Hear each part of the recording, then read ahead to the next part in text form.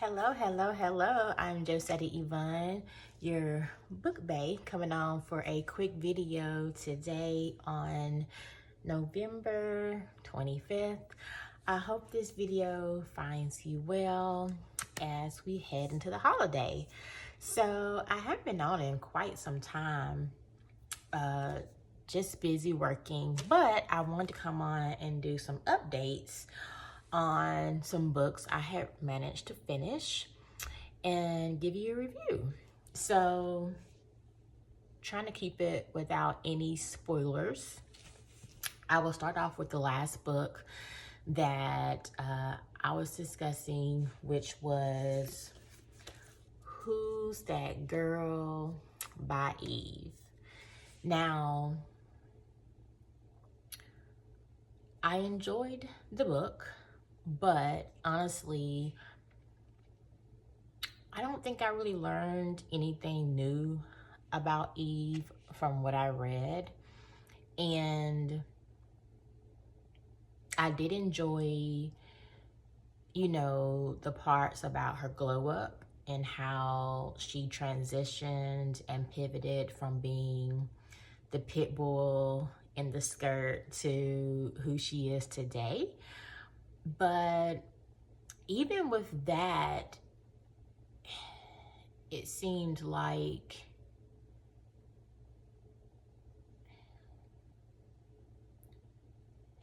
she held back. Like,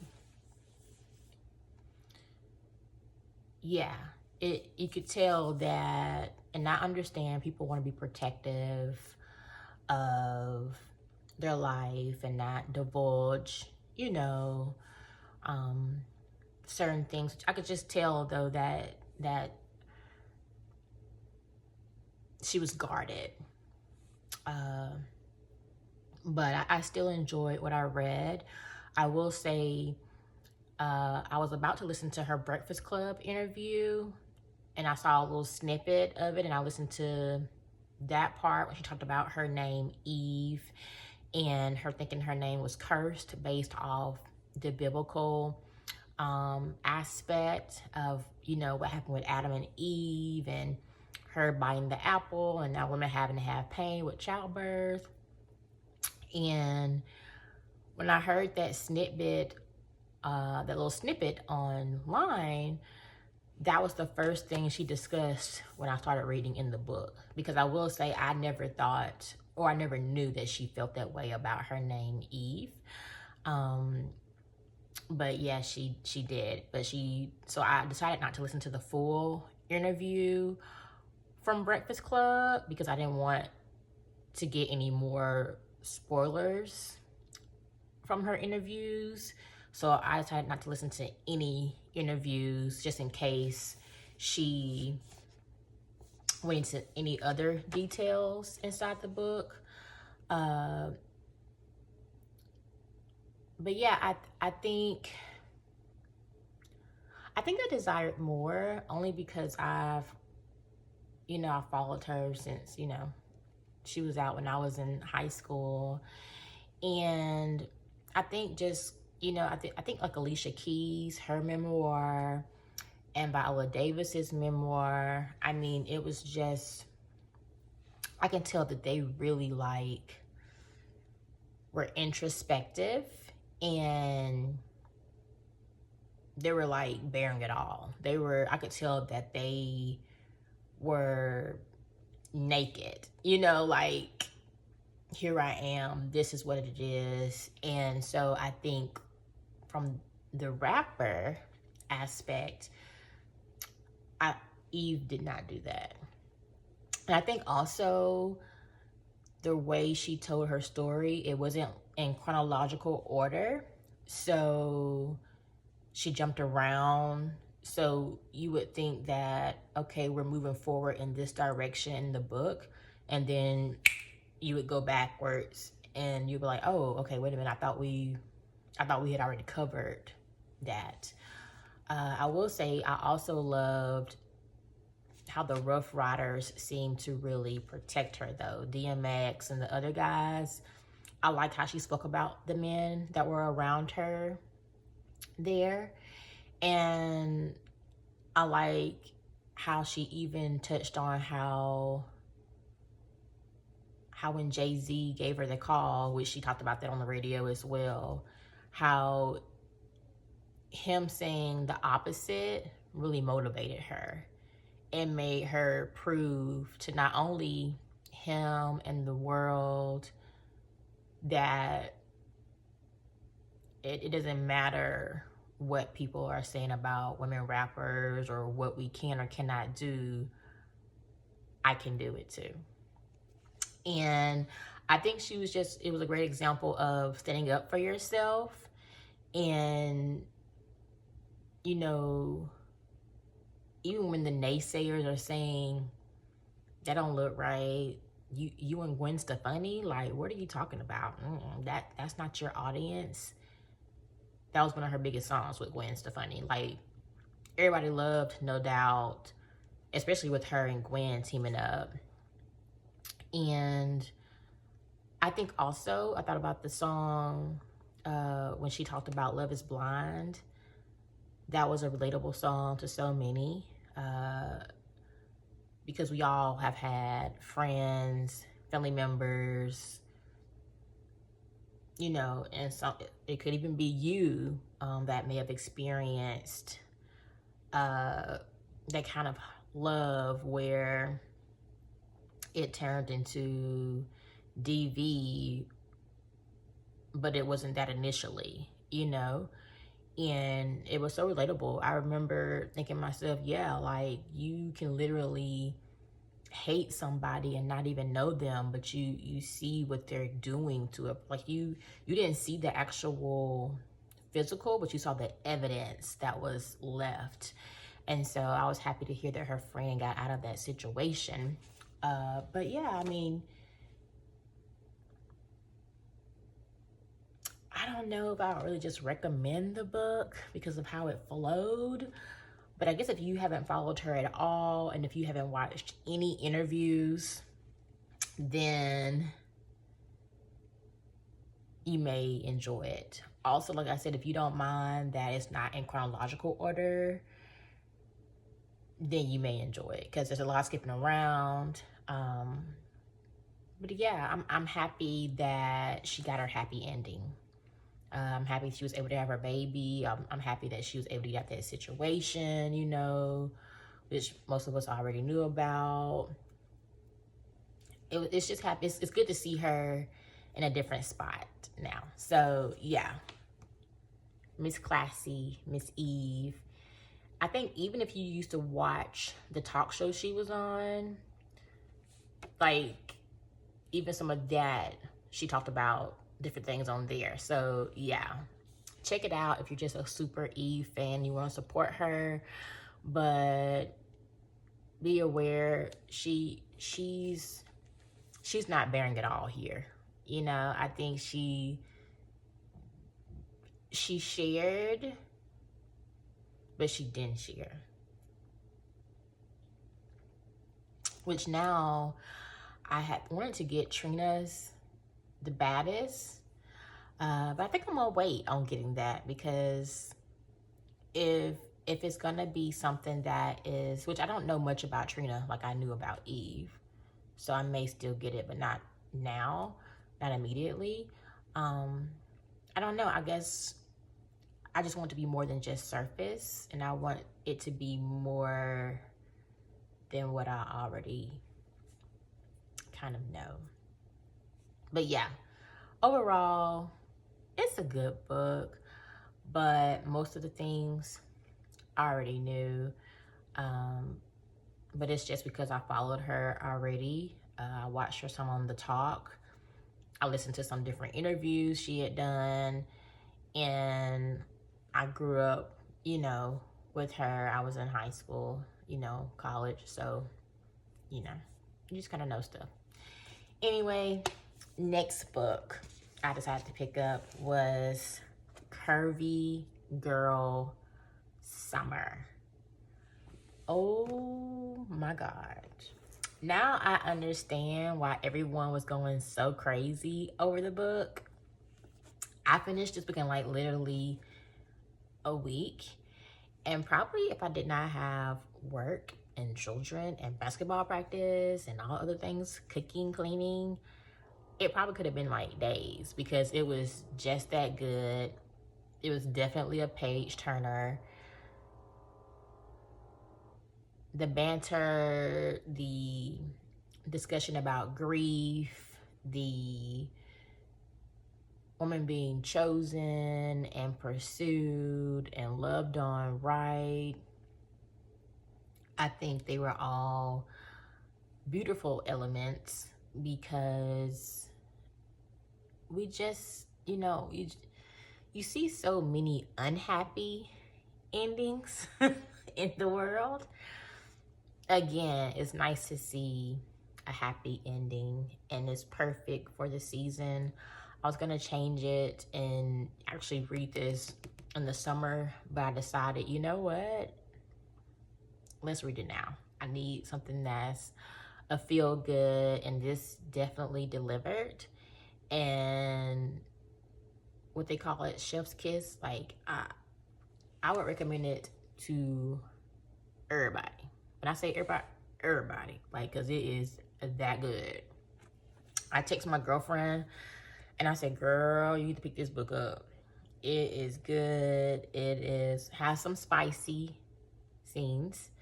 So if you don't like spice, you may not like certain parts of it. Not a whole lot, but it's a reminder of, what people really go through when they are dating. And I could totally relate to the various dates that she was going on. Because I mean, it's crazy what's out there when you are dating. Yeah, great book. Pick it up. Happy ending and a lot of laughter. I was laughing out loud. It had me tickled. I had to put the book down because I was just like, y'all are doing too much. This is hilarious. Let me pick it back up tonight. I mean, hilarious. So I can't wait till her next book come out. She has a book that's coming out, I think next summer, maybe in May. That's gonna be a part 2 of this. So I can't wait to pick it up in 2025 because this was so good. And it even says here, it says Bridget Jones, and then it says Survival of the Thickest in Danielle Allen's Curvy Girl Summer, a smoking hot, hilarious novel about the perils of online dating. There's got to be an easier way than dating. I want the shortcut. I just want to find my person and start our lives together. So, yeah. I love this. And I also love that at some point it was about her internal happiness and realizing that doesn't always equate to having someone. So that was a great aha moment for her. And I think it should be for others as well. And finally, my next read that I started on was Barracoon. Zora Neale Hurston, author of The Eyes Were Watching God. So I picked this book up because I've had it on my TBR, on my shelf for, I think like 3 years, maybe a little more, because I can remember 2019. I think there was like on The View or some show I was watching, this was being talked about because they were trying to revitalize Africa Town, and that's in Mobile, Alabama. So one weekend when I was just hanging out, they were talking about the book that was based on that area in the last ship that came here. The Clotilda, I think it's called Clotilda. Clotilda. I don't know, I'll have to look it up. Anyway, and so during that time, I wanted to pick up the book and also go visit since they were going to revitalize it. Well, when I went there in 2019 to visit, it had not been revitalized yet. I saw the Welcome Center. I went in, just kind of walked and saw the cemetery with some of the different names, and rode through the neighborhood that was there. But the Welcome Center was not open, and they didn't have any brochures on when they would be completing everything. So since they didn't really have much there to see, I ended up going to Montgomery, Alabama, to a couple of those museums, and they were super nice, and I visited those as well. But in the meantime, I had just kind of put this book down, and I hadn't went back to it. And recently, I was watching Shelby in the book club, and she referenced a new book that has come out regarding that last slave ship. And I had never heard of that book. I can't remember it. Maybe it was called something Clotilda or Clotilda, or I can't remember. Anyway, I don't want to steer you wrong. But it was a new book that came out.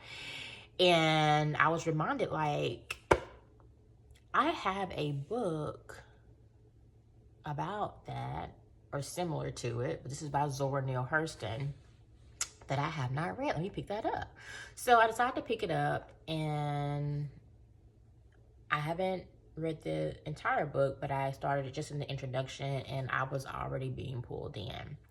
So I'm definitely going to be reading this book, and then I'm gonna pick up the Sister Soldier book, Love After Midnight, because I've been excited to read that book, and I haven't put my hands on it yet, but I plan to get it. But before I go there, let me just, read up the back of this.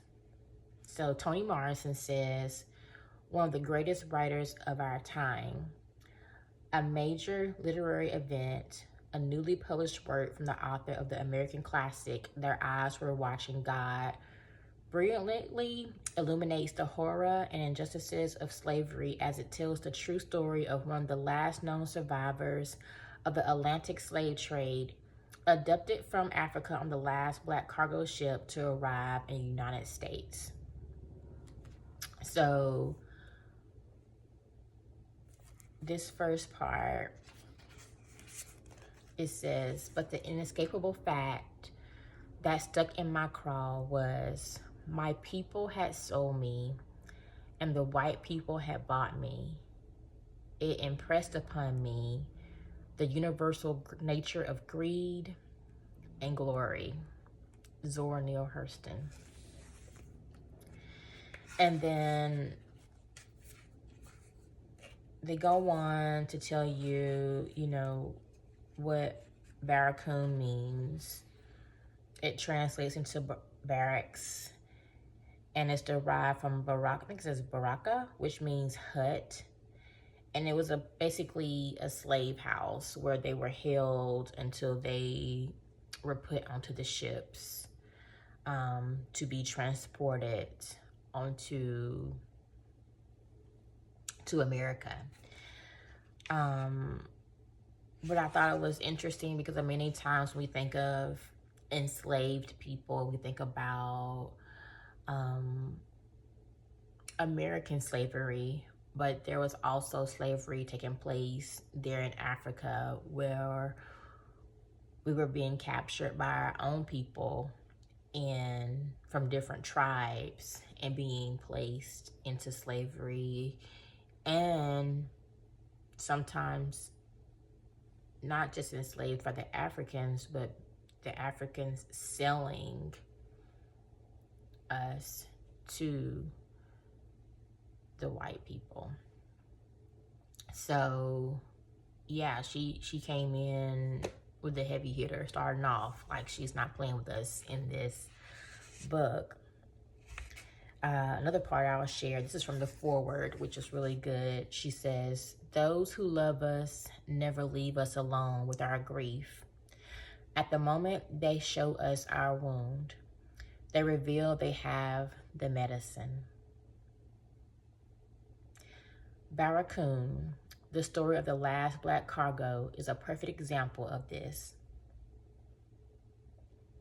I'm not sure there was even a harder read than this for those of us duty bound to carry the ancestors, to work for them as we engage in daily life in different parts of the world where they were brought in chains.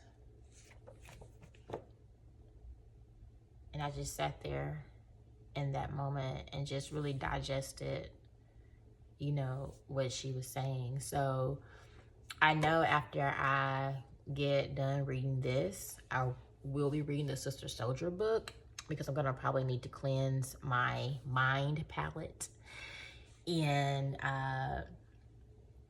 read something a little bit more lighter, because it sounds like this is gonna get deep, and